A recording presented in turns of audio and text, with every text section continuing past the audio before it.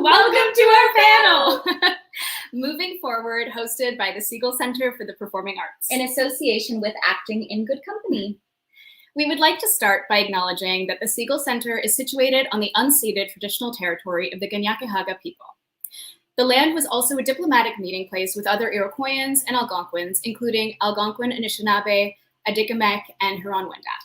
We acknowledge that we are located on a land that has been the site of human creativity and storytelling for thousands of years, and are thankful that we are able to create, collaborate, play, and work here. We would also like to take a second to reflect on why we give land acknowledgements. We don't want these to be empty, customary words. It is important to understand that this is stolen land. We often hear land acknowledgements describing Canada's history of violence against Indigenous communities as a thing of the past. This is very much still going on. As founding members of Acting in Good Company, we cannot ask for accountability from learning institutions and speak to the culture of silence without explicitly recognizing the inaction, silence, and lack of accountability on behalf of the Canadian federal government in regards to the horrors that occurred to innocent Indigenous children in the residential school system and beyond, facilitated by the Canadian government. If you are a settler, we invite you to, as we do this introduction, donate to the Indian Residential School Survivors Society, linked somewhere in the chat. Yeah. When this panel is finished, we encourage you to research residential schools. The last residential school in Canada closed in 1996. To put this into perspective for some of our younger audience members, this is the year that Wannabe by the Spice Girls was released, the year that Charles and Princess Diana got divorced, and the year that Nintendo 64 and DVDs were launched. We also ask that you research the Truth and Reconciliation Commission of Canada's 92 Call to Action, also linked in the chat, which calls the federal government to provide sustainable funding for existing and new Indigenous healing centers to address the physical, mental, emotional, and spiritual harms caused by residential schools. A concrete action to be taken right now is to email your government representative demanding accountability and reparations for the generations harmed by the residential school system. Thank you all for joining us for this important conversation. As artistic practices evolve to encourage representation and space for creativity to thrive, are educational institutions also evolving to meet the needs of this fast-paced industry? In a business where techniques are constantly evolving, why do acting institutions continue to hold on to outdated theatrical practices? We would like to welcome 5 brilliant alumni from 5 Anglophone Quebec theatre institutions. Dakota Wellman from Bishops, Camilla Fitzgibbon from John Abbott College, Gabe Maharjan from Dawson College, Megan Schroeder from Concordia University, and Rebecca Gibeon from the National Theatre School to reflect on what works and what needs to change and how to move forward. But first, happy birthday to you! Happy birthday to you! Happy birthday to Megan and Dakota! Happy birthday to you! Thank you for spending it with us. We hope this is going to be fun for you. We really appreciate you both being here, and thank you, Dakota, for actually spending your birthday night with us. Thank you for having me. We're so excited. So, introductions. I am Kaylee Chouanière. I am an actor, costume designer, and one of the founding members of Acting in Good Company, which is an organization dedicated to fostering safer learning experiences in arts training institutions and breaking the silence of culture and stigmas surrounding abuse by sparking honest conversations about everything. Yes. I'm Mara Lazarus. I'm an actor, a writer, a student, a dance enthusiast, and also a founding member of AGC. So Kaylee and I were actually in the same theater class. We both went to Dawson College and we graduated in 2012. Please give a giant virtual round of applause to our panelists. Yes, thank you for being with us, folks. So before we start, please tell us a bit about yourselves, your name, pronouns, the school you went to, and we have a fun icebreaker question for you. So please describe your most embarrassing moment on stage or on set, or your worst audition experience in 3 words. And Camilla. Hello everyone. First of all, thank you very much, Kaylee and Mara, for putting this together, and to the Segal Centre. This is what a wonderful thing it is that we're all here from different schools. So my name is Camilla Fitzgibbon. My pronouns are she, her. I graduated from John Abbott College in 2019 in their acting program. And my worst audition, 3 words, forgot my name.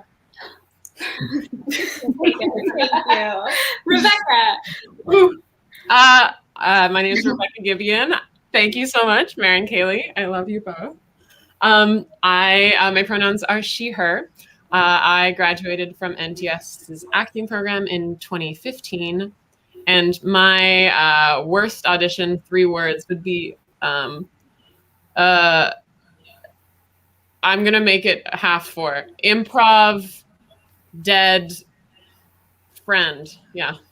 That's so good. Gabe. Hi, everyone. My name's Gabe Maharjan. My pronouns are they, them.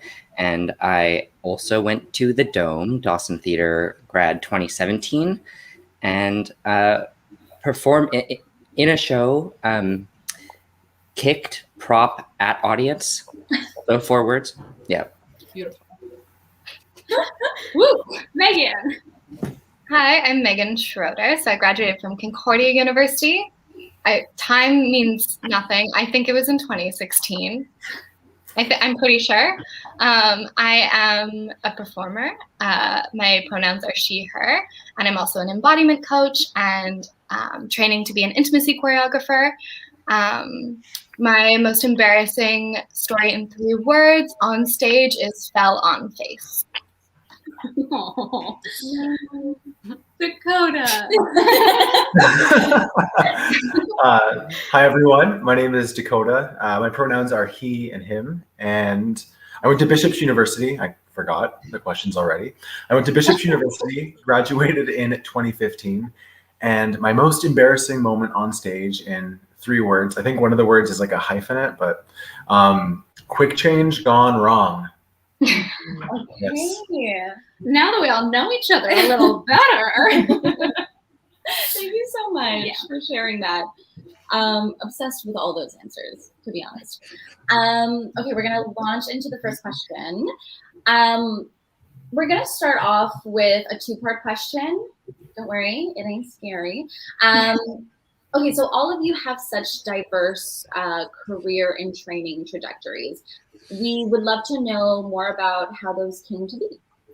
So what influenced your decision in choosing a theater program and what kind of school you chose to attend? So whether it be a university program to attain a degree, a 3-year college career program, or a concentrated conservatory type program without any other academic courses. And did you seek further training after your initial theater school experience? And if so, what kind? So we'll go in backwards order from which way we just went. So from Gabe to Dakota. If that makes sense. Yeah. Cool. Yeah. I guess so. I grew up in Montreal, so being in high school here, I kind of already knew that performance was the thing I wanted to do. I'd done it a lot since I was a kid, and it kind of felt evident that that was where I was going to go. And growing up here, it was like CEGEP is the next step. That kind of just felt like that was the option, and so. In grade 11, I did student for a day, both at Dawson and at John Abbott. Tested out both of those, just was like a little fly on the wall in some history classes and movement classes, and I was so small. And it was very interesting. My decision was honestly made on the bus ride home from John Abbott. I lived in NDG, and I was like, I can't do this commute. that was like, it was as simple as that. And so Dawson was the choice. I got in. And I actually remember having some people, some actors and friends that I worked with who were just like, yeah, you're going there. Okay. Like just giving me like little warnings and some more overt warnings, just being like, heard about the program. And so that was like planted pretty early on. But other than training, after that, graduating, I did AMP at BTW. That was 2017-18, and I also did the YCU at at Playwrights, and I've done a bunch more like kind of like mentorship or group kind of like career development stuff, but I haven't really done formal institutional training since. I guess I'll pass it on to Dakota. Oh, sorry. I thought I was last. My apologies. Yeah. Yeah. So my journey into theater was actually, my journey was the most interesting. No, I originally went to university to study biology. That's what I went to Bishops for, and I chose that school because it was like far enough from my hometown, Port Hope, Ontario, that I could like be independent, but close enough that if I had to go home in a pinch, I could. And it was a liberal arts university. It still is a liberal arts university, but like it was a cool biology degree that like, you know, allowed you to explore other areas of focus. But in my second year, I added a double major. I was like, oh, biology and drama, that sounds fun. And then by the end of my second year, I had dropped biology, as we all now know.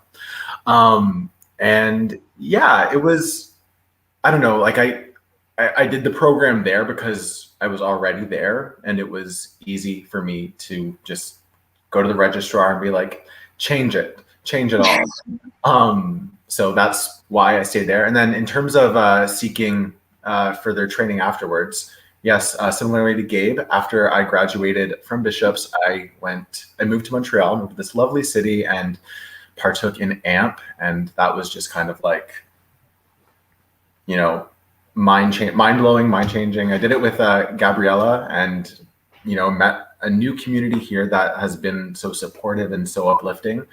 And then I've done lots of like workshops. I did the Geordie 2 Play Tour, which is, you know, training in and of itself. Yeah, lots of workshops, but also no formal institutionalized training since. For everyone who cannot see her, Gabriella Saltiel produced this panel. I'll pass it on to, we love her. Thank you, Gabriella, for putting this together. I will pass it on to Camilla. Yes. So I'm actually fairly new to theater. I didn't really do it growing up. I'm actually from Brazil, and I came to Montreal about 10 years ago, and I didn't really know anybody, I came here to study. I actually studied business at Concordia, and I graduated. So a bit of an older student. And then I sort of like had the dream of finally going to theater school, and I decided to go to John Abbott. I sort of did some research in terms of who were the teachers studying there, who were the students that had graduated. I went to see some of their shows, and I really liked what I saw. And then when I went to visit it, I just sort of got the vibe that, yeah, this is the place for me. And that's the gist of it. And then since graduating, I think my career has taken on a bit of a different form. So I'm an actor, but I also work as a journalist in covering the Montreal English theater scene. And most of my training these days has sort of been like in the form of an apprenticeship and mentorship. I'm working as apprentice artistic director at Talbot Theater, so that's kind of been like my hands-on training since graduating. And I'm really grateful in terms of the different opportunities that I've had to wear different hats and do different things in the community. Thank you. Rebecca, we've messed up this whole order. I'm so sorry. We might have to have a first mistake. We're on our toes. I'm like, yes. So I don't know. I didn't really like know what I wanted to do ever. Like I was like one of I guess what I'm sort of saying is that I never really subscribed to the idea that like, oh, if you're an actor, you have to know from age 12 that you want to be an actor. And if you want to be maybe something else, don't do it. Like, I really think that's often those are like child actors who say that anyways, who already have a career. Anyways, so I didn't know what I wanted to be. I actually put at Dawson, I went to Dawson Stage Dep, and I put first choice liberal arts and second choice Dawson theater, which makes no sense. Like, it doesn't, you have to audition. So I got into liberal arts and went to liberal arts. Because my parents really wanted me to do that, and it was really the right path for me. Like, I really enjoyed it. And then I was supposed to go to the University of Chicago and study philosophy. And then I panicked and I took a year off And while like taking my year off, I just auditioned for NTS because everyone I knew and loved was auditioning for NTS. I should say that I'd been doing theater like while at Dawson. Like the question for me was like, which one is my hobby and which one is my career? Like which is something I still sort of struggle with. It was like, am I going to read philosophy at home after a play? I don't know. Anyways, that's what we're doing right now. So I got into NTS, which was a big surprise, and it like changed my whole like path. And I just sort of told myself, if I feel like I'm good enough once I graduate NTS, I'll do the acting thing. And I should have planned better, but anyways, it worked out. And then in terms of seeking training after, I've sought a lot. I haven't always been able to do it, but the main thing is that I did an artist residency in Saratoga Springs the summer I graduated. It's called the Orchard Project, and they take on a few apprentices each year. So you apprentice for different theater practitioners, and it was really cool. And it, especially from a movement point of view, it taught me a lot about viewpoints, which I'd never experienced before, and like totally loved. But yeah, other than like no formal training, although I continue to apply to like every training thing ever. Yeah. Thank you. Megan. Yeah, my choosing of Concordia University was like a little bit muddled in kind of what everyone said, where I was like 17 years old, like having to make a pretty big choice, or felt that way. I kind of knew that I maybe wanted to teach at some point in my life, so I thought like university track would be my best option because I thought you needed a degree to do things. Debatable.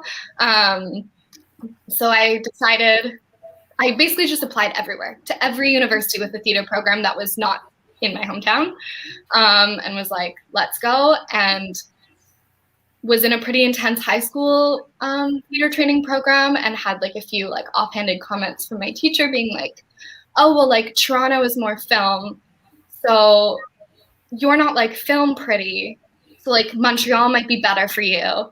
And me just being like 17, being like, okay, yeah, that makes sense. I love theater, no problem. Like, I'll go. Like, you know, like not thinking about obviously that kind of effect, but ended up in getting into Concordia and loving it. And it felt like the right option because it was also close to home. So that's kind of like that trickle down effect of how I ended up at Concordia. I should also say I loved the audition process. So it was also just like reaffirming that it was the place I was meant to be, despite maybe all the noise around why I ended up choosing it. And then once I graduated, I sought a ton of training. Like I was just more hungry than ever, having like, I got to take a lot of like one-off classes that I was like, this is it. And then I never got it again. And even though we fought a lot to get those programs back, it's like the bureaucracy, or like a teacher's not there, or someone's not available. And so I went back to Concordia after I graduated to take a course that wasn't offered in my 4 years with Liz Valdez. And then I was like, why is my body stressed? There's the long story. But then I went to the Institute of Somatic Sexology to like learn more about sexology and like how to actually stage intimacy and what's happening to the body. And then I did so much intimacy training.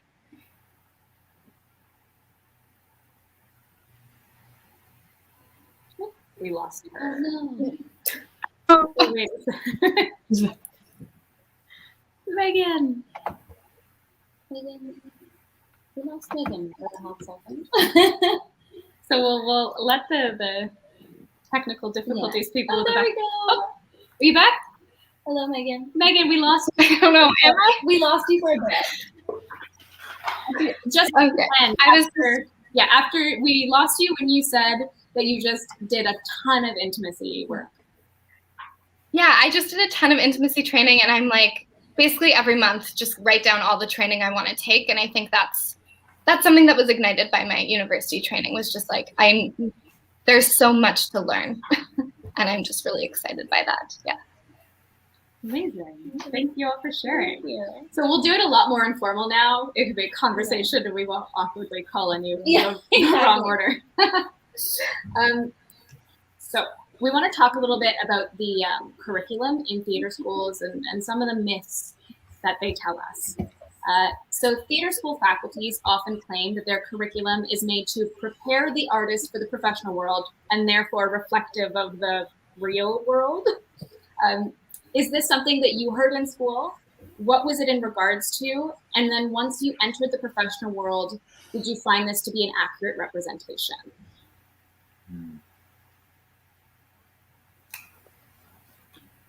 Yes, go for it. So I don't know if that was ever like said to me like explicitly. There were like a lot of capital B bad moments in theater school, so I just kind of like, pushed it away. But I often think about this scene study class that I was in, and we were just sitting at a round table reading The Glass Menagerie because, of course.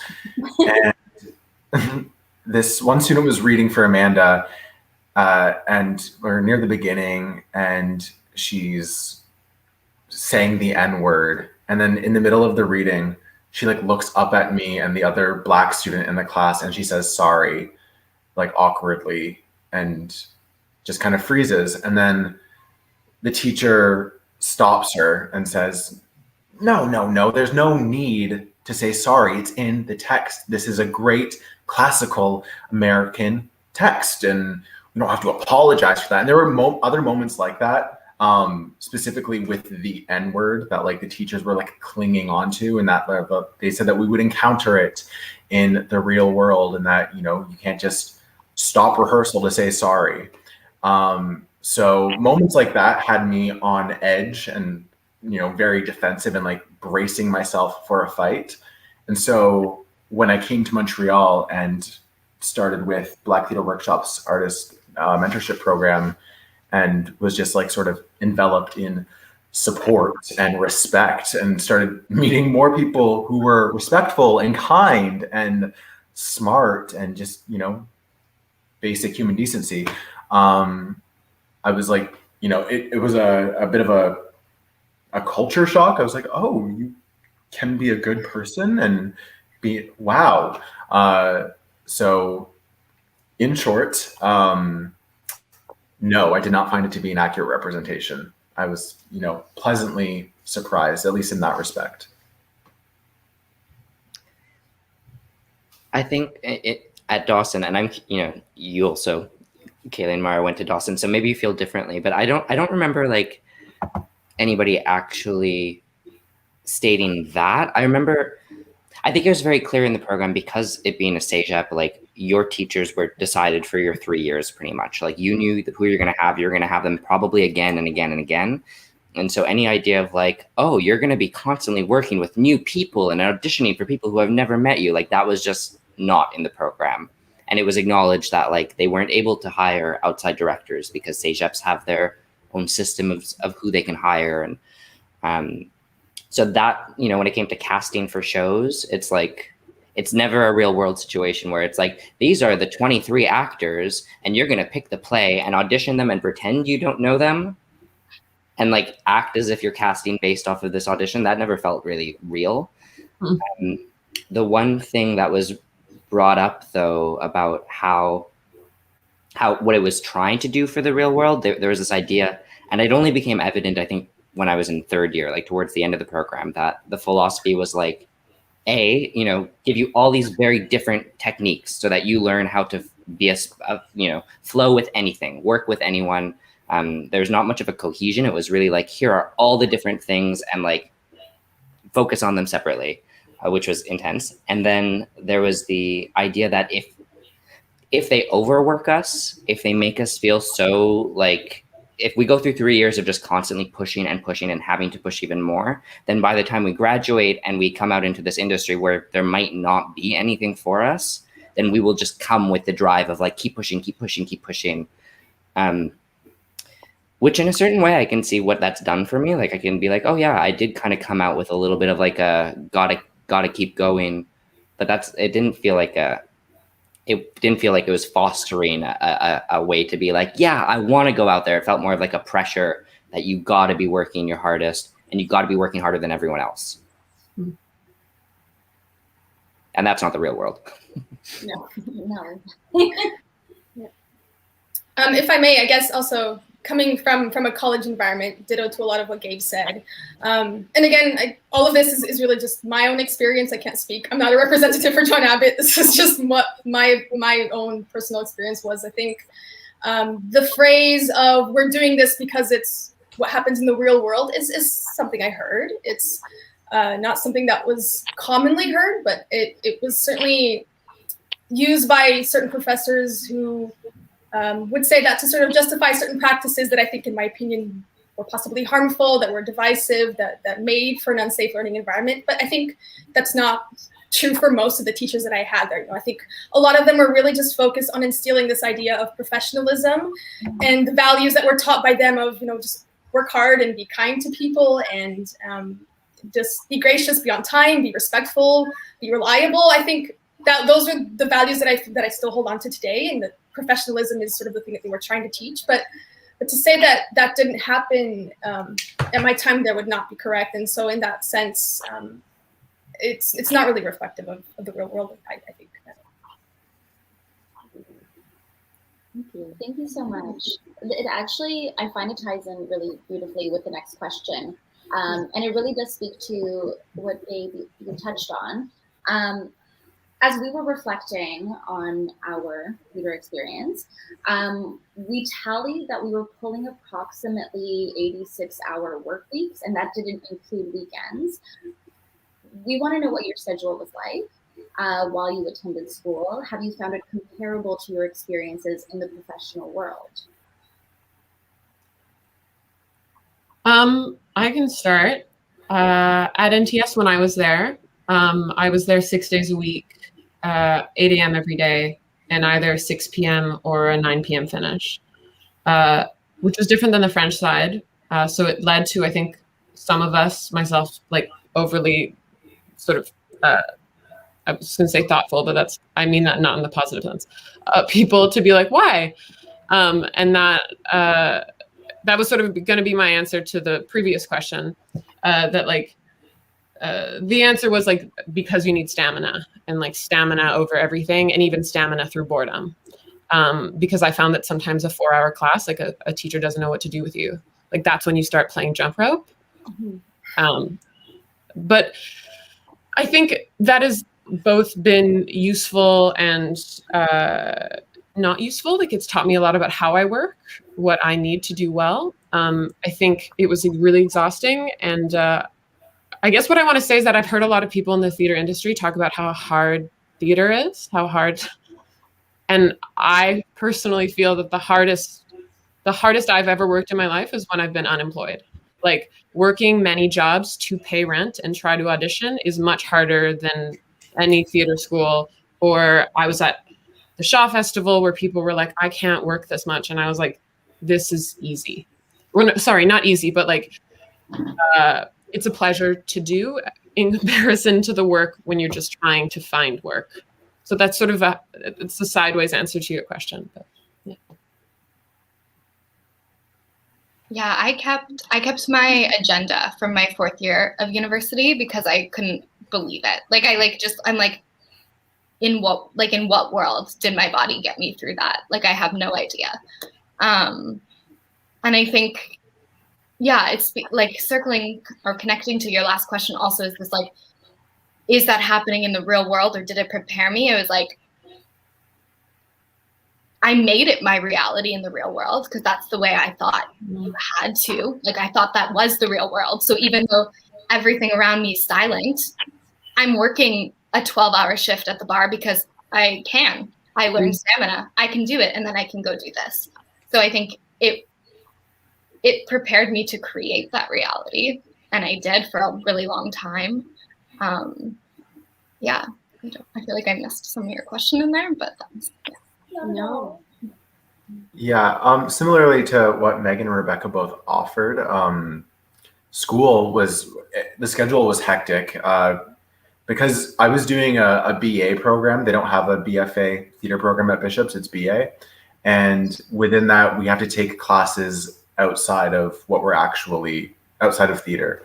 So like at times I was taking like psychology of music or Italian or Eastern religions. And Those classes are scheduled at different times. So overall, the schedule would be something like 8 a.m. till 10 p.m. because we always had evening rehearsals. And then more often than not, a lot of us were involved in like the student festival as well as the class productions. And so we would have rehearsals either before or after that. And then I had 2 part-time jobs. And so, yeah, again, it just like imbued this sense of hustle with me that I think I was like, it's my drive.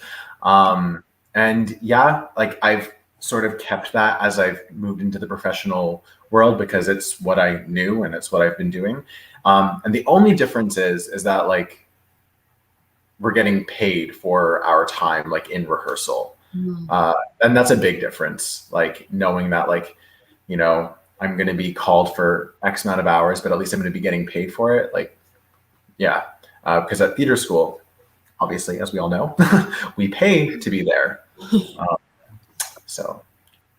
Can I just add 2 cents in right here also is like a huge thing about, yes, the hustle and the fast pace and all this might like, we can argue why it's good or why it's bad, but also this idea of like why we lie down at the end of Shavasana or like why we take Shavasana at the end of a yoga practice or why we like, why meditation is important is like this time for integration, which like I think is really like overlooked in this system of like, go, go, go, go, go. I don't think I didn't really process any of my learning until I left.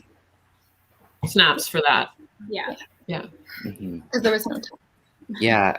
I think too, like I totally ditto to what's been said and what Dakota was talking about, like that difference of like, oh, like the, you know, getting paid, that's a big difference. And I think again, coming out of the stage up system, like being able to have agency in deciding what I'm going to do and what I don't want to do.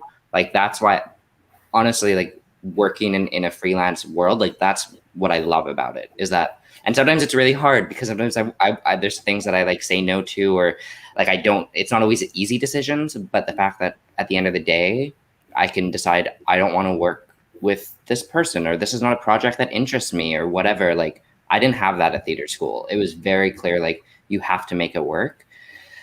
And in terms of the schedule, like, yeah, I also worked part-time. So I remember like, you know, doing early morning because I worked at an elementary school before and after school. So sometimes I do like 7 a.m. at the elementary, show up for 10 a.m. start, finish at 2:15, go back to the elementary school for 3 hours, and then maybe go back to Dawson if we have like a late call, and you know, so often full days. And the reality was that like, you know, the schedule on paper was like, here are your classes. And then like, here's a random block that represents what could be anything else at any point during the semester.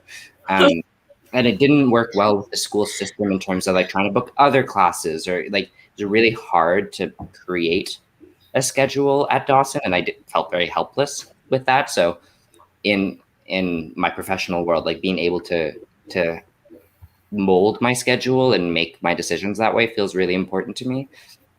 And even, you know, you said you're tallying your hours on the weekday, not including weekends. I think like, what about the summers too? You know, like I worked out of town in between my years at Dawson, and going into second year, we had auditions for the first play. I had made a request. I was like, please put me in the second play because the first play starts before the semester. And I was like, I'm working out of town. It'd be just so much easier. And they were like, we make no arrangements, you know, it'll be what it'll be. I was in the earlier play. I had to get out of work to come to this audition, like took a Greyhound into town. And then in the end, like I made those arrangements to be able to be eligible for casting. Could only come in for 1 day to leave work.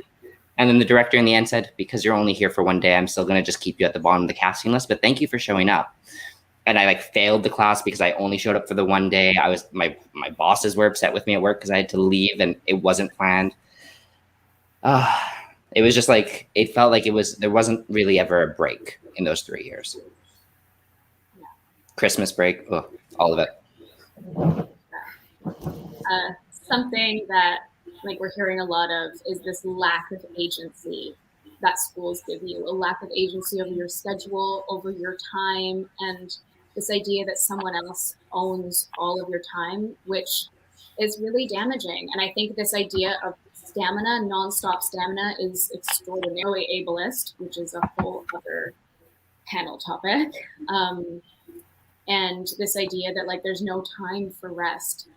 is, I think, one of the things when we talk about moving forward is something that that's a step in the right direction, I think, is teaching agency and the values of listening to one's body. And I'm sure, Megan, you are much more equipped to speak to this embodiment work than I am, if you want to speak to that. Yeah, well, I mean, there's just so much that I'm learning, and like the learning that I've done is like the fact that like these feelings that we're having when we're in class, or when we're feeling burnt out, or when we're feeling like this isn't like sustainable, like it's when you leave an audition and your hands are shaking, but you're like, well, I'm fine. Like all this, it's not just like, oh, I have a feeling. It's like, it's neuroscience. Like our body is actually going through like incredible hula hoops, like to try and perform. And when we are performing, we are actually putting ourselves into a stress cycle, the same way that we put ourselves when we work out, like a controlled environment stress cycle, right? So I think this idea of like cool downs and integration isn't just like a luxury, it's like an actual necessity.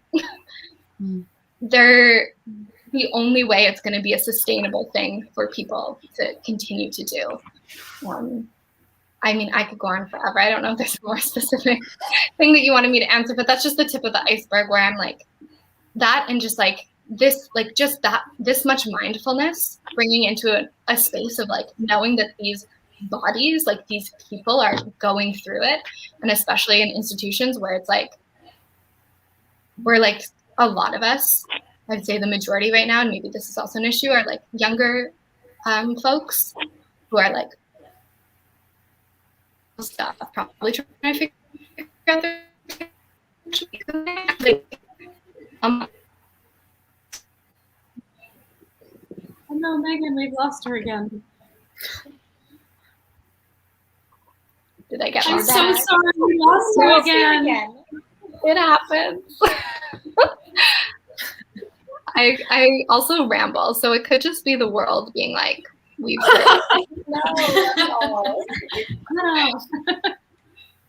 No. Do you want to go back and rephrase it, or are you? I don't know where I got cut off, but I think I was just saying that, yeah, like there's so much to learn about like embodiment and like what the performer's body and like actual neuroscience, body, amygdala, like all that is going through as we perform. And I think it's, yeah, moving forward, it's crucial. Thank you for your knowledge and expertise. I think that's hopefully moving forward to in theater school curriculums, we can start integrating embodiment practices because it's necessary.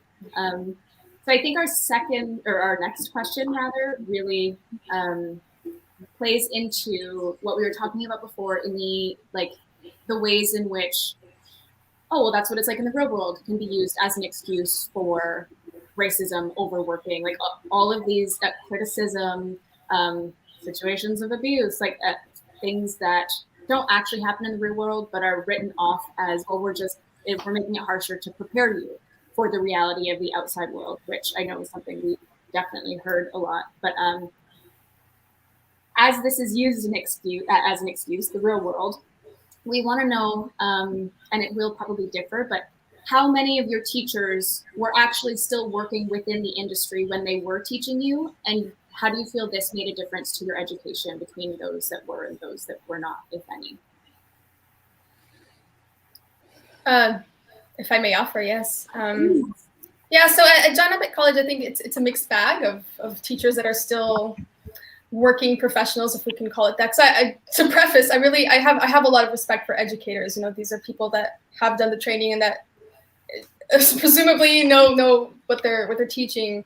And so that's not to discredit any professor out there, but it's also it does, whether you want to acknowledge it or not, it does intuitively make a difference if someone is out there and is sort of walking the talk and they kind of have a pulse on what's going on. And I think how it changes for me is what I absorbed from a teacher. So a teacher that is in the working industry is someone that I would sort of maybe go to for advice, specific advice on business, on being an actor as opposed to the craft of acting itself. It's always sort of a bit of a red flag if a professor hasn't worked in the industry in a while, or if it really raises questions of, is this someone that was difficult to work with? Is this someone that is disconnected from the community? It doesn't really know what is currently going on. But I think that's also not to say that I think a great actor doesn't necessarily make a great acting teacher. And there are so many teachers that have dedicated themselves to academia for various reasons, right? Maybe to start a family, for the stability, or just for the passion of teaching. Like some of my best teachers really were those that just, you felt that they wanted to be there. And so I think while it's important that a professor is active in the industry, what's really more important to me is that this person is interested in teaching, wants to be there, has respect and concern for the students that they're teaching. And so, yeah, while it's important, it's not the main thing that I'm looking for, I would say. Oh, yes, Camila, that last part. If I can just hop right on that really quickly, because Bishops had some profs that were there year round, like in-house professors, and most of them were not actively working. I think maybe at least one, maybe two. And this is like out of 4 or 5, small school. But we had a lot of guest directors. We had a guest director every semester, and the guest directors were actively working in the industry, but not all of them were equipped to teaching. Some of them were great directors, great actors, but like horrible in an educational environment, going over the line with comments, remarks on, people's sexuality, on their bodies, going to parties with students. Like that was the thing that happened at Bishops. And while we were there, we were like, that's so cool. We're like drinking with our teachers. And then, what is it? Hindsight is 2020. Like looking back at just how inappropriate that was, and mixing of that, that like really gives credence to that like idea of like, don't meet your heroes, but also just like, it's like, yes, you may be an industry professional, and yes, I'm going to like put my best foot forward and show you the best face, because who knows what's going to happen down the line. But also, this is making me severely uncomfortable. And that prof who hasn't worked in like 25 years does not make me feel this way. So yeah, mixed bag. I think you hit it right on the head, Camila. I want to oh yeah, you go, Kaylee. I was just going to ask Dakota, if you do have any idea how, because these outside directors are being hired by the university, you're still under the due care of the university, right? Did they make it clear what the reporting process was for any inappropriate incidents? And did you have someone to go to who was sort of looking over these things? And how was that regulated, bringing in outside people? And if you don't know, that's totally fine too. Reporting process, question mark? Like, yeah, that's the answer. There was no sort of recourse for us. I mean, there was a dean of student affairs, but that person was the dean of student affairs for the entire school. There was the department chair who was, somebody that we could talk to. But again, this was just something that, you're like, oh, that director said that to you? Crazy. Want a shot? Like, it was just one of those things that I guess made you feel like indoctrinated and part of the group, one of the family. But like, yeah, it wasn't made clear to us. Right. Thank you for sharing that. I think moving forward, another big thing that we hope that learning institutions take from this is that it is imperative that the steps to reporting are made very clear and accessible to all students, and not someone who tells you to take a shot. Yeah. And also maybe not the person casting you in your shows at school, but I'm just saying that off the top of my head. But absolutely, maybe, yeah. I just wanted to, second a lot of things that Dakota and Camilla said. I've got some things to say, to be a little specific. Having gone to liberal arts at Dawson, which was a lovely experience for me. It was incredibly hard, really, really validating. Yes. And NTS was I want to say it was a good experience for me, but I think it was really, really confusing for me as a student. The things that were positive in my life at Dawson were seen not necessarily overtly negatively, but like they were getting in the way, like having ideas. I don't want to say that too strongly. It's just, yeah, well, sure. Like offering my opinion was a positive thing that made me stand out in a liberal arts setting. And having ideas was sometimes seen as having concerns in a bad way in a theater setting. And I guess what I've been thinking a lot about since this, to do with this panel, is that in any other setting than a theater school, that line between student and teacher is just not nebulous. It's not. Like I am surrounded by family members who work in academia. I have a sister who just is in the middle of her master's degree. And I mean, it doesn't even matter. That's not a personal question. Like that line isn't confusing. It's not like, it doesn't need to be, well, sure, it would be great if it was written down, but like, it's just so obvious. Like that teacher doesn't need to know if I'm seeing a psychiatrist to grade my essay. Like my opinion on the poem allows them to get to know me. Like you don't need to sit me down one-on-one in your office and go, but who are you really? To grade me, like, or to teach me. Like I learned so much in like a literature class, and that person doesn't know if I have a sibling. Like it's just like to make those comparisons, I think has been really interesting to me.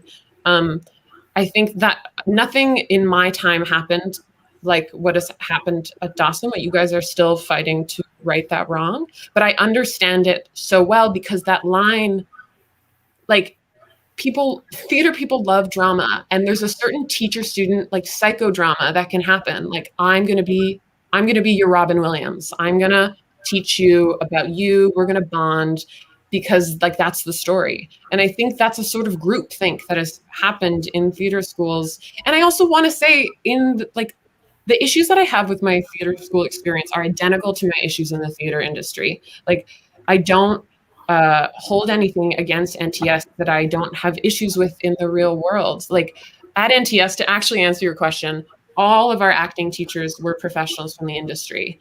That said, not that many of them were actual directors, first of all, which makes a big difference. Like it can be frustrating for a professional actor to try to teach a young actor how to act. Like if you don't have the tools to do so. And I'm not saying those people have to learn how to be theater educators, but it might be great to have some kind of formal training that isn't looked down on, because I found that language to be really challenging. But every time an artistic director hires their friend, that's the same thing to me. Every time I'm encouraged to go on that late night philosophy talk walk with the artistic director, that's the same thing happening. Like when you are auditioning your best friend's daughter, like that line being crossed to me speaks to the industry more than it speaks to theater schools necessarily. I could say so much more, but let's pause that. If you want to come back around after, please, by all means. I find that like really just this idea of like having outside teachers come in and like all the complexities that can be reached with having people who are not necessarily equipped for working in an educational setting. Like I find that it's just interesting because at Dawson, we really, I think, had this craving to have outside teachers. Like it was really, really desired. So I haven't considered a lot of that. Like because for us, it was like, we're not getting the real experience. We're not creating connections that will follow us through into the professional world as we leave. Mm-hmm. We did have teachers who were working professionally. They were mostly the part-time teachers. And I would totally agree with what Camilla said. Like, it's not about whether you're working out. Like, you can be a great teacher and make teaching like your thing and put all your focus into that. Or you could be somebody who's working in the field and has like a deep interest in educating and mentoring youth. And you could be a great teacher. You could be in either of those situations and not be a good teacher too, you know, or not necessarily feel like you have the respect of your students and vice versa. So that craving to like be with others and to expand beyond the program was really, really strong. What Rebecca, what you're talking about with this idea of like the kind of the invasive nature that is allowed in relationships educational relationships, professional relationships, but especially I felt that in school. Like, it was very much one of those things of like, it is expected at the end of the semester that you're going to sit down with each teacher one-on-one in a private room with no witness, and they'll tell you whatever they want to tell you, you know, like things about your body. Like, there were things that were, you know what, even, for example, in first year, I remember being told by a teacher that I needed to practice opening my eyes, like looking in a mirror and just opening my eyes. And I took that really personally because it felt like a physical thing, you know, like that it was a physical thing. It felt, you know, being like of mixed race and Asian, like it felt like there's a little bit of that, like, oh, my eyes are too small. And I look back at some of the stuff I was doing back then. I was like, oh, I just had this like twitch of like, I would like squint. It was like a squinty acting thing that I was doing a lot. And it took me until third year I got over it. But like, it wasn't communicated to me in a space where I was able to receive it, investigate it, actually learn from it. Like, it just came as like a, oh, ouch, okay, gonna hold that and just move on into my next interview where a teacher might comment on like my sexuality or anything else, you know, like it was, and I don't know how that was useful for my learning. Yeah, I mean, I just want to jump on that and talk like in terms of what you're saying about like that not being shared with you in a way that was in any way that you could absorb it in a way that was useful or like for you. I think it's like there's something to do with like training a teacher that like, and to me that's something maybe like could be similar to training a director. Like I find sometimes an actor's first experience directing will be teaching a class, which is just so odd to me. Like, I am so grateful to some of the teachers who were there who were full-time teachers at NTS that I remember my first year, I got comments that like, thank God I was in a good mood because I reread them like this year when I was cleaning my room and they were like shattering. Like, they had to do with like the depth, literally the depth of my soul. Like, excuse me? And I remember I read that to a teacher and she was like, I don't know what that means. And I was like, okay, good. Because like, that could ruin my life. Like, what? But you just don't have the language to like speak to like help me be Juliet better. Like, it's not useful. And of course, like theater is like acting is personal. It's gonna sound personal, but that's why like communication is so important. Yeah. And I mean, there's one other thing I wanted to say is that like it's not necessarily a bad or good thing to have. I mean, no, there are pros and cons to having professional industry people teaching you. And of course, I see those. I mostly see the pros, to be honest. I think it's a really good thing. If you can have a variety of people, like there are people I didn't get along with and there are people I did, and that was actually really useful for me to know. But there's also great, like I'm nervous now talking, and it's been 6 years. Like I was quite nervous to say yes to this panel because I'm nervous that people who are at NTS, who are still in the professional world, will take something I say, misinterpret it, and it'll have repercussions in my career. And I just want to say that was a big part of NTS life. Literally people who were well liked by people at NTS have had careers. Like they were literally given jobs in the most professional institutions. And like having been a witness, it is directly linked to their personal relationship to that person. And other people like had a lot of trouble becoming actors because of bad relationships anyhow. And I think I don't have a solution. It's easy to point out problems. I don't have a solution to that because I'm grateful to have those people. But I think that's a difficult thing. It can be extremely stressful to try to navigate those relationships. I want to just add to that too. Like there's the obvious power like structure that exists in these kinds of relationships. And like in my experience, specifically having been with the same teachers over and over again, like I didn't have that kind of like get to work with someone, didn't like it, move on. It was really like you're stuck there. Mm-hmm. And, at a certain point, like knowing that there is this sort of like, I got a sense that some of my teachers felt like they could tell me anything because of their power. They could tell me what I should do with my life. And at a certain point, like, I was told, like, you should definitely, you're a director. That's what I was told. You're a director. You should go get your undergrad because that's the world for you. And honestly, like that stopped me from wanting to pursue that at all. I was like, I don't want to do what you're telling me to do. But that's where I ended up by the end of third year. And like, I was happy to come out into this world where finding my agency, I didn't carry that like aversion to any sort of like guidance, but I was not in a willing place to receive like learning and structure and explore these things, because I didn't feel like I was on an equal playing field over my own path. Thank you all for sharing.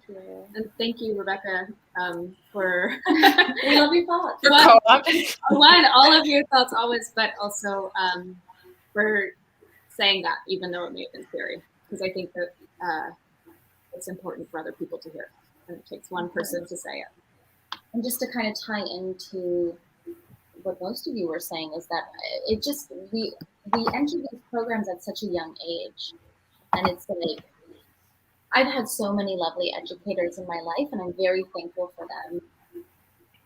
As you know our story, we've also had educators that have put a lot of kind of the conceptions of the industry that really carried through with us after graduating. And I basically, all I want to say is that when in a program like this, or any type of program, it should be nurturing, and the majority of the experience you just shared with us are not very nurturing. Teachers have a lot of power in that.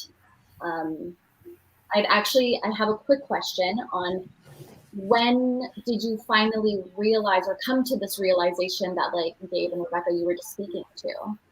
Like, what that, was it while you were in school? Was it like years after you graduated? Was it when you finally had time to breathe and your schedule was less hectic? Sorry, I missed the question. Like, when were you able to put these feelings to words, like how you both just did? When were you able to describe that feeling of, I was closed off from receiving because of this, or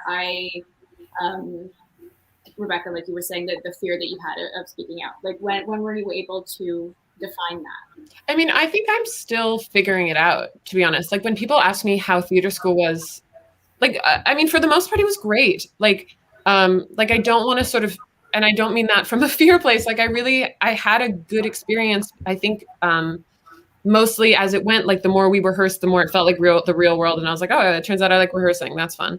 And like, that's useful for me to know. But like, in terms of that fear, like the fear I was talking about was something that I felt the whole time, but it was expressed through, like, if I don't have a good relationship with this person, I may not have good parts. And that was very true. Like, I saw other people in other years have bad relationships, have no parts in their third years. And when you're in theater school, that feels like the end of the world. Like, because quite literally, it feels like no agents will ever see me. I will never have a career. My future is in this person's hands. And I think realizing that didn't need to be the way that worked was in my professional life. But then again, I think that's still very true, though. Like, I think that sort of line being crossed, and I don't just mean in terms of, like, I think that is a part of it is sort of like that partying thing, but also just in terms of, like, the schmoozing thing, like the flattery thing, that, like, I can't bring you my full, like, critical mind because it may have repercussions in a bad way for me, or like, I wish my mom was in the industry. Like, anyways, I think those things have been becoming clearer for me, as I grow up. Yeah. As you get older. Was it? Exactly. Okay, we'd love to throw another question at you all. Something we were wondering, were you allowed to pursue acting work while attending school? How accommodating was the school towards this, and how much did the school facilitate this, if at all? We were not. Yeah, we were told, I remember in the audition at Concordia, that we weren't to pursue anything outside of school, and that was including any kind of job, like that could just pay your rent.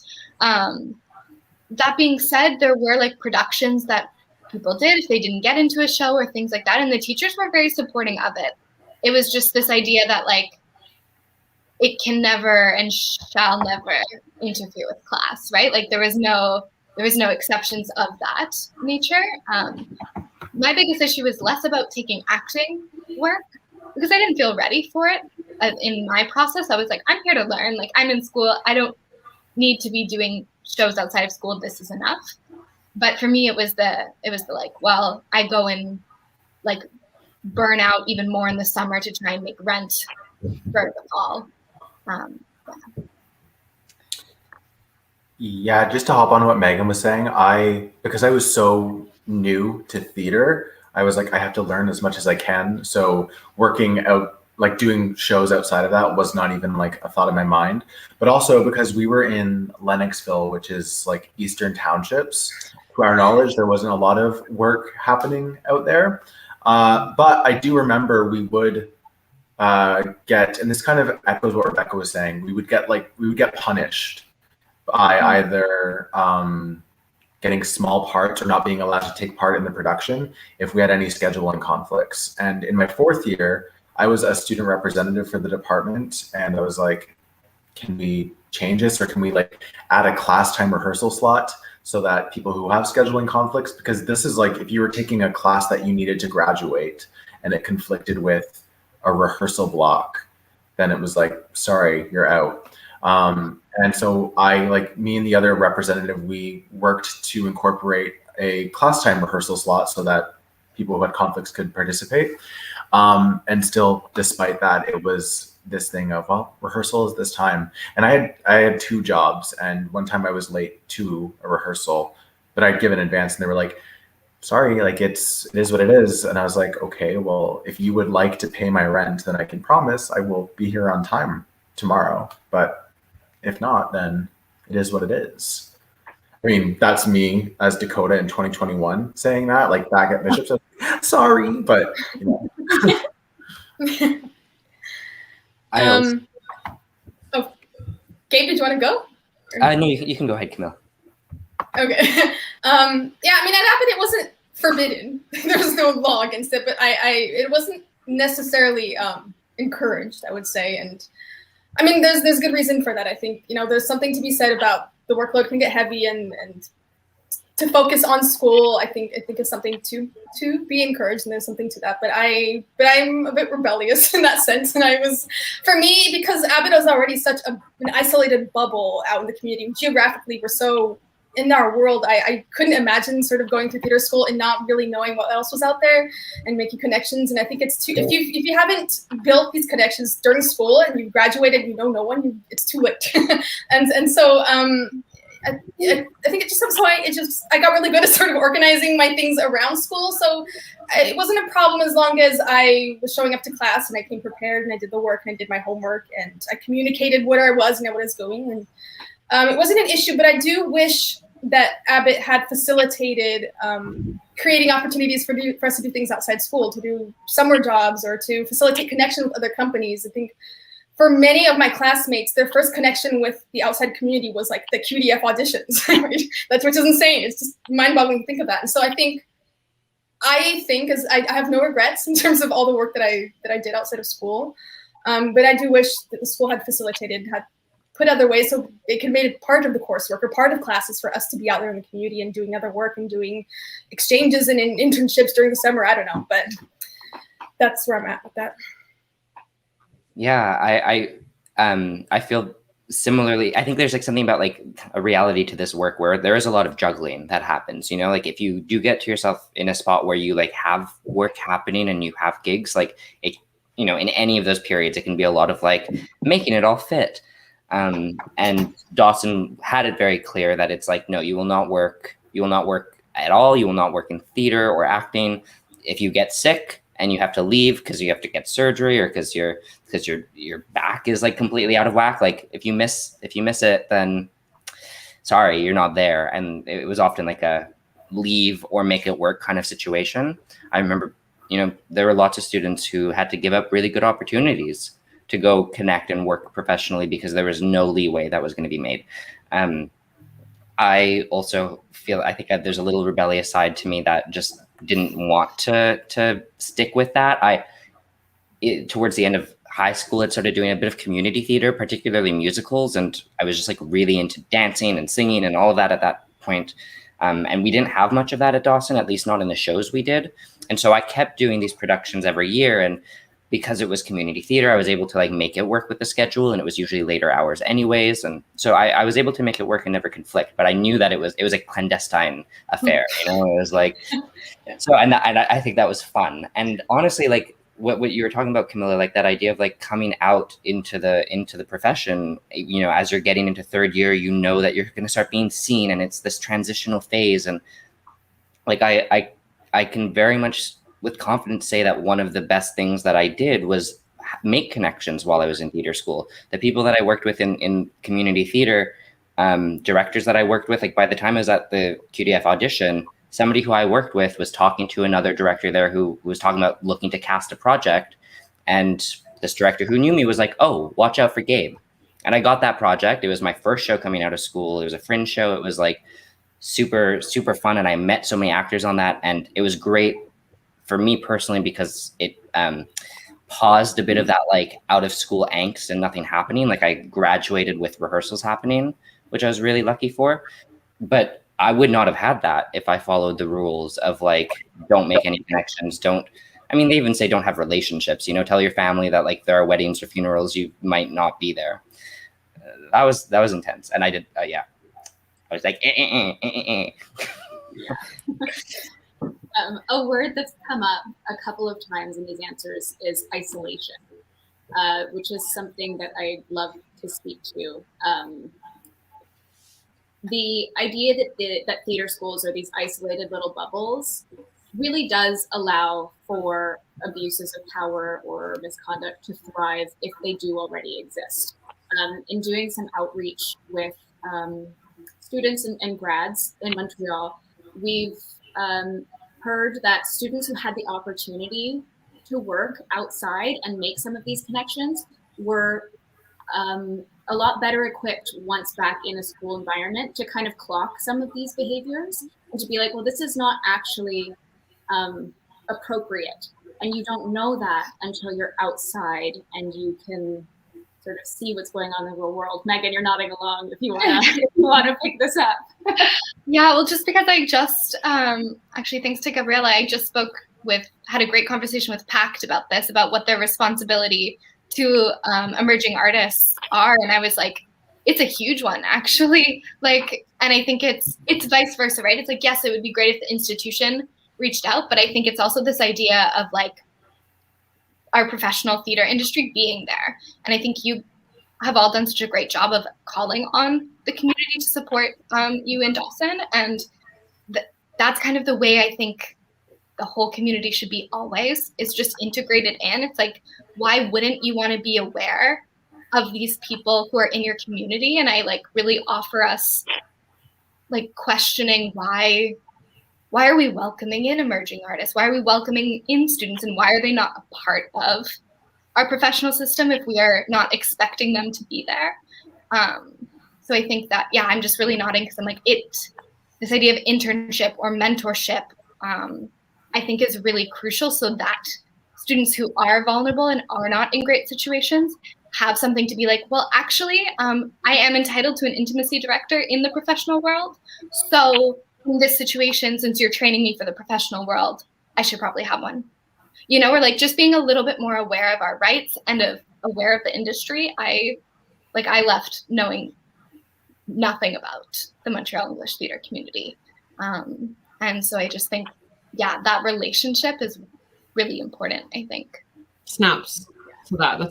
I love everything you just said. One thing about isolation, it's slightly different. I think access to people from the community. I just think, Megan, you said that so well. I hadn't even phrased that in my head. Anyways, that's so much yes to that. Something that I've thought about, but it's not quite answering your question. I wish I had more access to people in the profession from many different walks of life. I found that we had access to a lot of people who had been successful in the 80s and 90s. And like, I remember like saying like, I need someone in a Q&A who hasn't worked for 10 years. Like, I want to hear from people from different areas. And I think there's something about, especially NTS being in Montreal, that's something as a Montrealer I really craved as well. Like someone from, but to be fair, that's something that was starting when I was there. All that to say that, I was in a Q&A with some students and they were asking me how to deal with the door that swings open when you graduate and closes in some indefinite time as you leave. And I was like, there's no door. Like, that's the answer to me. There's no door. Like, if you eliminate the door, does that like calm you down? Like, the door doesn't shut. It also doesn't open. Like, in terms of Megan, what you're saying, that like, you're not like, you shouldn't be in a little room and then the door opens and like, go. Like, that's just such a stressful idea. But I feel like that's an image that has been shared so much because you don't have access to people. And then you suddenly are supposedly having access to people, even though you're still maybe at home, not doing anything. If you're me, when you graduate and you're like, oh my God, the door is shutting. Anyways, I just think having access to someone who can be like, just, yeah.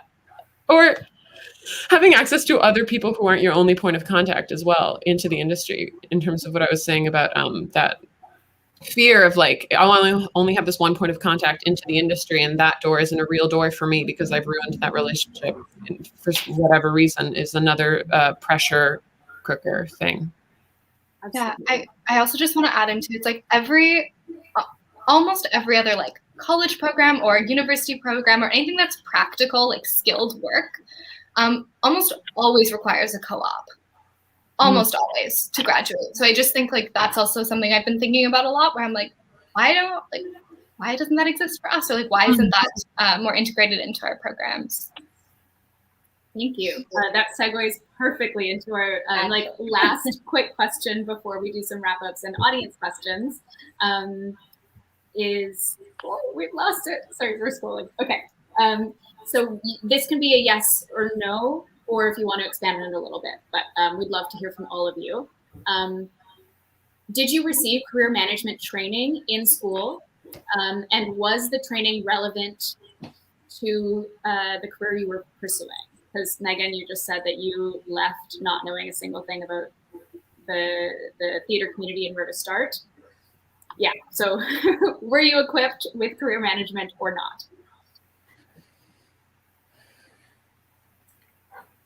No. We had one. Go ahead, Dakota. Yeah, in short, no. In my last. Is that your answer? Sorry. Go.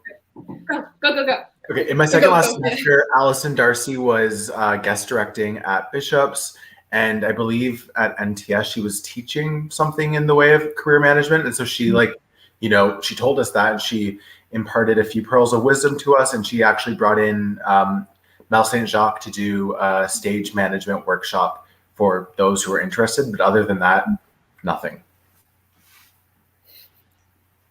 Other than Allison Darcy, we had nothing. And I will say that Allison Darcy was wonderful, but like that, it was brand new. And she was mostly just like coordinating like events. Like it was, or like you're in charge of making trailers. Like it wasn't career management.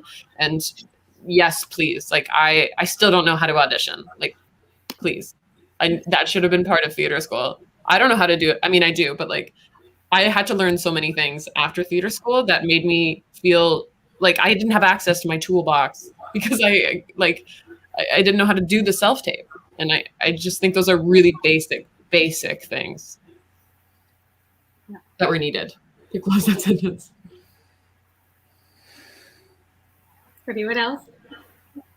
I guess at Abbott we had one semester of like just career management. It's sort of the first semester of the last year, which I think it was super interesting. Content was great.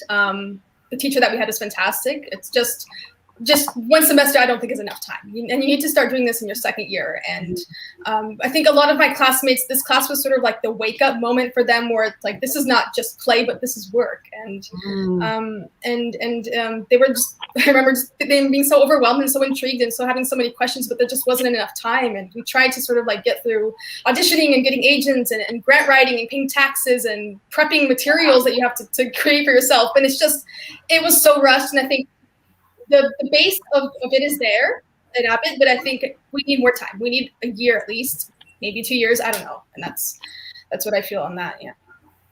Yeah. An anecdote that we can share from our time. So we had career management in our third year, and a student in our class was auditioning for a play, and it would have been like a professional equity production, and they had to miss I believe it was 2 career management courses to manage their career. And they were threatened that they would fail for missing the class, even though they were actually out managing their career. And they booked said show. But I thought that was interesting, to say the least. That they, instead of the career management teacher facilitating this career evolution or like first steps into the professional world, they threatened that this person would not graduate. So, yeah. Yeah, it's really hard to like actually learn how to manage a career if all of your education is so separated from actually being able to explore and begin a career. Yeah, at Dawson, it was the 1 year. I think we had like two different teachers for the 2 semesters. And like Camilla, you saying like 1 semester wasn't enough. I feel the same way about 1 year. We never touched taxes, stuff like that. Like that was all stuff I learned through BTW. We had a workshop at AMP. PWM's done some stuff. So I've learned that since, basic professional stuff that any artist will have to face. And it was all the stuff that we did focus on. I mean, 1 semester was really just having like alumni come and speak to us. So that was kind of like talk time with people who are in it. And that was useful sometimes. There were lots of great things I learned from that. And then the other class was like a semester of focusing on these little career things. And like we did a grant writing project. And I look back on it now and I'm like, that is so like, I've written grants, I've gotten grants. Nothing that I learned in that project has helped me with that. And I relearned a lot of things based on that. Anyways, yeah, not enough time. It's funny. I just found this. I found the grant that we had made like this week. I was cleaning out my computer and I saw this page with like actors that we had faked like roles that we had made. And I was like, what is this happening? And then I remembered that grant that we made. So it's funny that you mentioned that. Thank you so much for sharing that. We'd love to know, what is something that you wish you learned in theater school, but what is something that you are grateful that you learned in theater school? I love all the thinking faces. Yeah. Like you all went like this.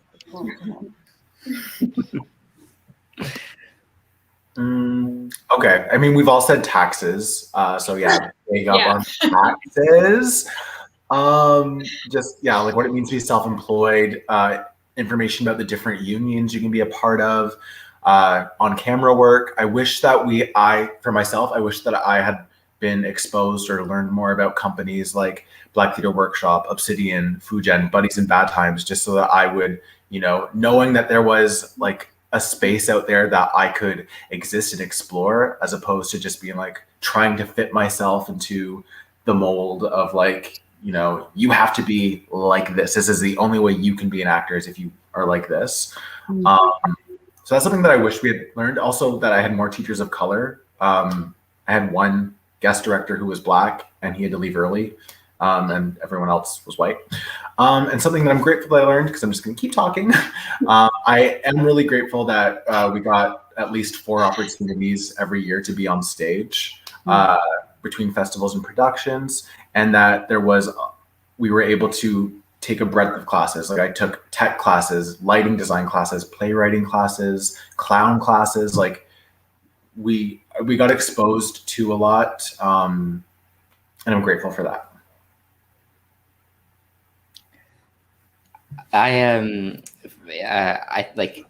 I think I came out of theater school similarly what you're talking about, Dakota, like this idea of like, this is what you have to be. This is how you fit it. Like there was, physical stuff. This is the height you should be. This is the weight you should be. This is how you should present yourself. And I've realized, and I think it would have been great to learn this in school, like how in this field, you're working as a performer, especially with your body. Even as a writer, it's your mind. As a director, it's your vision. But you're bringing your perspective to it and your physical self to it, and you're making your work based off of that. So instead of like trying to fill into something that will make you able to work, why not focus on what makes you an important artist and what makes your artistry important? Because that was something I only came to afterwards. I was really grateful though in terms of like things I'm grateful for. I'm grateful for the the class that I graduated with. I was with a super talented group, diverse group, like really talented like actors throughout. I just was inspired by my group, and it was intense, 3 years with the same people, but it was a group I was happy to be with. And I definitely felt like I learned how to stand up for myself in many ways. And I was contacting the ombudsperson at Dawson like every semester, talking to the dean. How much got done? Nah, but I was definitely like, bringing the petitions around because I was like, we're doing something. I think I've carried that into my work afterwards a little bit. Definitely and beautifully. Yeah, I really wish I had learned more about self-care and aftercare and just how to take care of yourself while doing this work. Because I think it really was just like, we had a term that we used to use, like we were like, just black out and go. Like that was literally really no worries. So I think I really wish to have learned how to not do that and how to just manage the stress, or how to approach an audition when like everything about me is telling me I'm scared. And the thing that I did take away and that I did learn and love was, the emphasis that they put on ensemble, and like knowing that I can trust the people around me and how to navigate and lean on collective creation. Yeah. I think I often wish I'd learned more. It's not necessarily like film auditioning. Auditioning is like a big thing that I really, for film and for theater, I wish it had been a class. But I also, we spent a lot of time on scene studies that lasted a long time. So you would know your text really, really, really well, and work on it for a long time. And I think that's really useful. But I also sort of wish we spent 5 weeks with like a different scene every 3 days, like not just for memorization, but just the skills that it takes to like quickly break down a scene, like what's the best you can do in this amount of time aspect. I just feel like that's something that comes up in my life now all the time, and I am still figuring it out. Like I know I have friends who are incredibly successful now that their agents actually taught them that, and they graduated NTS with me, which is odd to think about. But in terms of like, I'm grateful for so much that I learned. Like, I learned how to stand up straight, and like not even really through movement class. I learned how to stand up straight just through NTS, through the various teachers. I learned how not to express myself a little bit, how to express myself. And I think I mostly learned so much doing plays. I think like in real life, when I'm like lucky enough to be in a rehearsal process, in a theater process, that's when I learn the most about acting and about everything to do with that medium. And I think I'm really grateful for the opportunities at NTS to learn, especially in the context of performing a full play or like a full scene. I think for me, one of the things that I sort of wish that I had learned was really, I wish I'd had more access or more exposure to different kinds of stories in terms of Canadian works or works by local playwrights, female playwrights, IBPOC. I'm from Brazil. Like I never was exposed to any South American playwrights in school. And I get it, it's an English program, but it still would have been interesting to have sort of like diversity in the curriculum. Although I do know that John Abbott now, they've sort of been putting it together an EDI committee that's sort of looking at play selection and really sort of kind of getting, doing this work with like a working document, so to get the faculty to sort of broaden their play choices. But we'll see if that takes shape. And then something that I'm grateful for, I think maybe sort of kind of echoes a little bit of what Rebecca and Gabe said, is like really just sort of finding the power of my own voice. And I guess the only thing that sort of concerns to me is I worry why my voice was listened when so many others before me weren't. And that's something that's still problematic to me, and why it took so long for other people to hear and for things to change there. And is it because I'm an older student? Is it because I have a media platform? And those are a lot of questions that are troubling to me. But yeah, it's still a work in process, but I'm grateful that I found there that I have a voice and I have something, and I can contribute and I can make a difference. And so that's something that I sort of carry with me now. I just want to jump on what Camilla said. It's something I wanted to say at some point tonight. I want to hold space, I guess, for, there's a lot of students from NTS who came together last year and wrote directly to the school asking for a wider variety of stories to be worked on. And I think I know from people who are in my own class who've sort of come forward within their own circles and talked about the difficulties they had as BIPOC students, feeling tokenized and isolated, or not finding that the kind of artist they wanted to be was something that they had access to within their school, and feeling like they really didn't have the confidence because none of the forms of art they were experiencing was the kind of art that they wanted to do. And that's something they had to look for after school. That wasn't my experience, but I think it's a really valid experience. And I want to commend those people who came forward and wrote directly to the school. And I'm pretty sure they're working on that. There were members of the professional community who also came forward with them. So I just want to commend them. I think that's a really amazing thing that they did. And that's an ongoing process at NTS. Thank you for sharing that. And yeah, kudos to them. It's hard to write to an institution, and yeah, it's super important. I'm glad that they did that. Okay, we'll move into some questions quickly. We're really getting to the end of our time, but I think that there are some really wonderful questions here. So what do y'all think is the wording. What do you think the most urgent change that needs to be made at institutions, or what do you think is the most urgent change that needs to be made in institutions to prevent harm / better train artists? And this question was from Gabriella Petrel. Yes. The first thing that comes to mind for me is just slow down. Like, just slow down and pare back. I think this is something that I've been talking about also to professional community members of like, we can talk about the gifts of COVID or whatever. Like, I know that's like a very privileged thing to say, but like our industry really slowed down.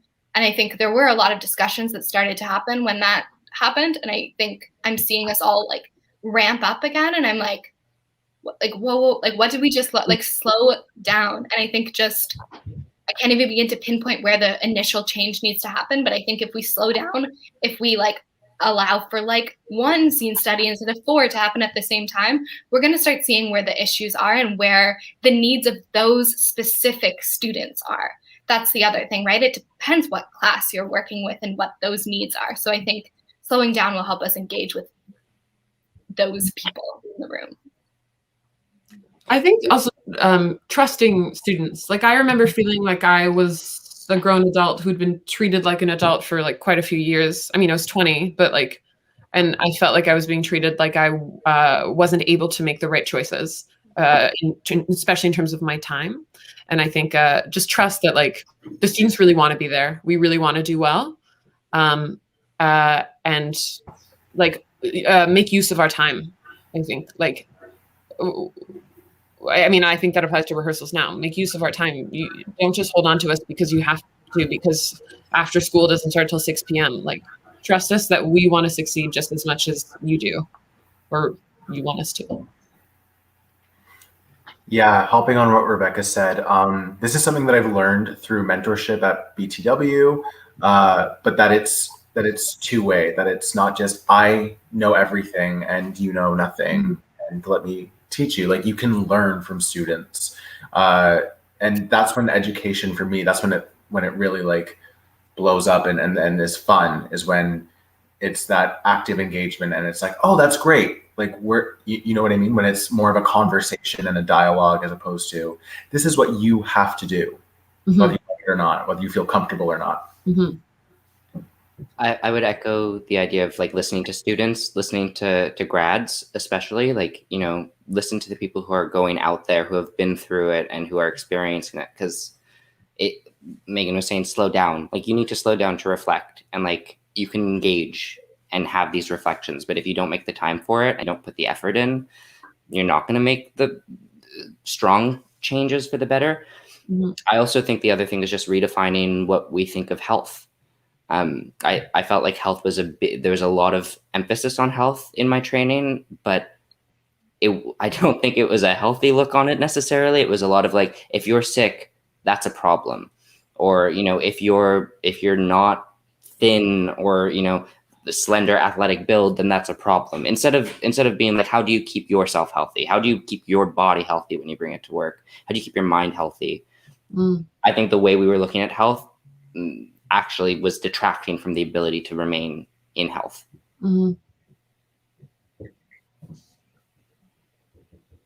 Thank you all so much. We're at 8:31, so unfortunately we can't take any more questions because we have to wrap it up because Dakota has a birthday night to celebrate. No. We won't keep you any longer. We want to know where we can find you all. We will actually go in order this time from Dakota to Gabe. Where can we find you, follow you, or see you? They will pop up on the screen by the powers that be as you say goodbye. So Dakota. Kind of like the Z-Way show into this. Yes, I am on Instagram at Airbnb and Twitter at What's Up Dak, because we love a pun. Yeah. So for myself, all of my information, like it's at www.camillafitzgibbon.com, and all my emails and all my socials are there. And I would love to hear from people that are interested in going to John Abbott. I really did love my experience there, and I'm happy to share the good and the not so good with anyone that wants to talk. I'm opening up that door.